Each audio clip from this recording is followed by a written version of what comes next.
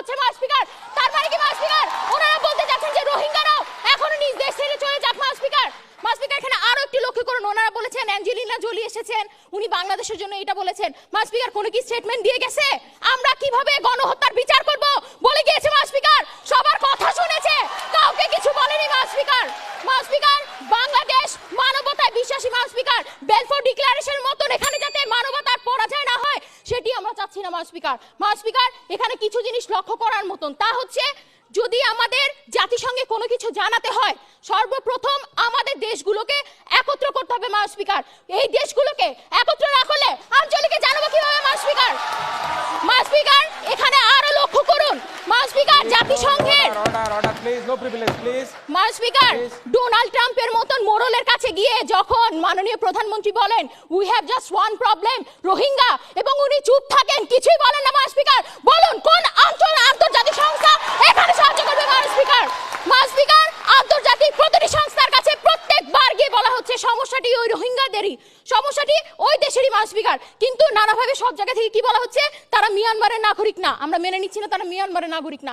তাদের জাতিগত সমস্যা বলা হচ্ছে মা স্পিকার। জাতিগত সমস্যা কোথায় কিভাবে? 400 বছর ধরে রাখাইনের যারা সদস্য তাদের বাংলাদেশে পাঠিয়ে দেওয়ার মাধ্যমে কি জাতিগত সমস্যার সমাধান হবে? না মা স্পিকার। আঞ্চলিক প্রত্যেকটি সংস্থা গিয়ে যখন প্রেসার দেওয়া হবে তারা আন্তর্জাতিকভাবে বলবে মা স্পিকার। জাতিসংঘের দরজায় গিয়ে শুধু দাঁড়িয়ে থাকলে হবে না মা স্পিকার। যেই বিশ্ব ব্যাংকে আমরা বুড়ো আঙ্গুল দেখিয়েছিলাম মা স্পিকার, নিজের দেশের স্বার্থে আমরা এখন পদ্মা সেতু করতে পেরেছি মা স্পিকার, নিজেদের সাহায্যের মাধ্যমে মা স্পিকার। কারো দ্বারস্থ হতে হয়নি মা স্পিকার। বাংলাদেশ প্রতিটি দেশের সাথে বন্ধুত্বপূর্ণ সম্পর্ক স্থাপন করেই রোহিঙ্গা ইস্যুকে আন্তর্জাতিক মানে উঠাবে। তার আগে কোনোভাবে সমাধান হবে না। জাতিসংঘের দরজায় গিয়ে দাঁড়িয়ে বলবেন সাহায্য করুন, তারা সাহায্য করবে না, সব দেশের সমর্থন নিয়ে আসুন তারপরে সাহায্য করবো মা স্পিকার। তাই মা স্পিকার উধর পিণ্ডি বুধর ঘাড়ে না চাপিয়ে নিজেদের সমস্যাগুলো নিজেরা বুঝে নিন, নিজেরা নানাভাবে প্রত্যেকটি দেশকে আঞ্চলিক দেশগুলোকে একসাথে করে নিয়ে আসুন তারপরে সমাধান করি। তাই মা স্পিকার এই প্রস্তাবটি যাতে এই সংসদে গৃহীত হয় তার জোর দাবি জানাচ্ছি। ধন্যবাদ মা স্পিকার। ধন্যবাদ আজকের এই ছায়া সংসদের সরকারি এবং বিরোধী দলের দুদলের বক্তাদের। Bangladesh university of business and technology এবং বাংলাদেশ ইউনিভার্সিটি এই দুটি বিশ্ববিদ্যালয়ে সরকারি ও বিরোধী দল হয়ে এখানে অংশগ্রহণ করেছে এবং যে বিষয়ে তারা কথা বলেছে রোহিঙ্গা সংকট সমাধানের পথ কোনটি হতে পারে।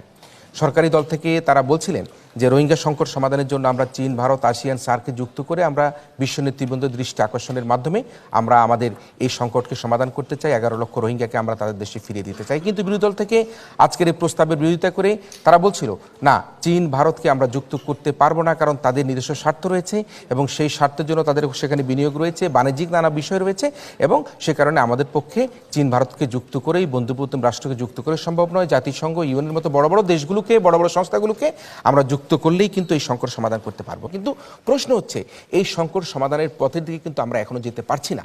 তার কারণটি হচ্ছে গিয়ে এখনো পর্যন্ত মিয়ানমারের যে সরকার রয়েছে, যে রাষ্ট্র রয়েছে, সে রাষ্ট্র স্বীকারই করছে না যে এই রোহিঙ্গা জনগোষ্ঠী তাদের মানুষ। তারা যে ফেরত পাঠিয়েছে, তারা যে নির্যাতন করেছে, তারা যে হত্যা করেছে, ধর্ষণ করেছে, সে বিষয়ে কিন্তু তারা এক ধরনের চুপ থেকে সারা বিশ্বকে কিন্তু বৃদ্ধাঙ্গুলি দেখাচ্ছে মিয়ানমার বারবার। সেই বৃদ্ধাঙ্গুলি শুধুমাত্র চীন, ভারত, রাশিয়াকে দেখাচ্ছে না, আমি মনে করি সারা পৃথিবীকে তারা বৃদ্ধাঙ্গুলি দেখাচ্ছে। এবং ওই কারণের জন্য আমি মনে করি যে এই মিয়ানমার জনগোষ্ঠীকে, রোহিঙ্গা জনগোষ্ঠীকে যদি বাংলাদেশ থেকে সেই দেশে আমরা সেফলি তাদেরকে প্রত্যাবর্তন করতে হয়, তাহলে আমাদেরকে সকলে মিলে চীন, ভারত সহ বন্ধুপ্রতিম সকল রাষ্ট্র সহ, রাশিয়া সহ, নেটো সহ বিশ্বের সকল নেতৃবৃন্দকে আমরা একত্রিত করে আমরা এই কার্যক্রম আমরা পরিচালনা করতে চাই। এবং এই কারণের জন্য আমরা দেখতে পাচ্ছি আমার রাষ্ট্র, আমার সরকার, আমার প্রধানমন্ত্রী, আমার পররাষ্ট্রমন্ত্রী এখন যেভাবে এগাচ্ছে সেটি হচ্ছে একটা সুন্দর পথ, সেটি হচ্ছে একটা সুগম পথ। আমরা তো যুদ্ধ করতে পারি না, আমরা তো গুলির পরিবর্তে পাল্টা গুলি চালাতে পারি না। আমার এই বাংলাদেশ এখন উন্নতির শিখরের দিকে যাচ্ছে। এই যুদ্ধ বিগ্রহ যখন আমার এই পররাষ্ট্রনীতিতে নেই, সে কারণের জন্য বাংলাদেশের এই পথ চালাটা আমি মনে করি অত্যন্ত সুন্দরভাবে, অত্যন্ত কূটনৈতিকভাবে তারা সেটি মোকাবেলা করার চেষ্টা করে। সংকট সমাধান কবে হবে, কখন হবে, সেটি আমরা পরের প্রশ্নে যাব। কিন্তু আপাতত আমরা যেভাবে শান্ত প্রক্রিয়ার মধ্যে দিয়ে এই